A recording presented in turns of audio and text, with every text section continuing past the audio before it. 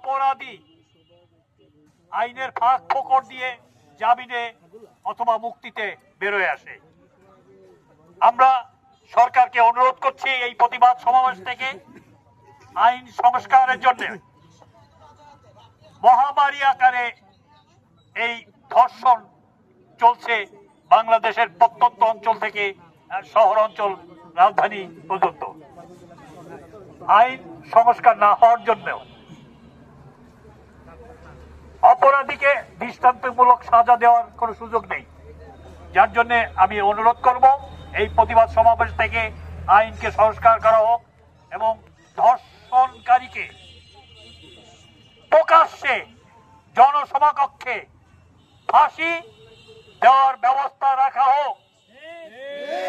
আমরা এবং বিচারহীনতা বা বিচারের দেরি, এটা অবিচার সম।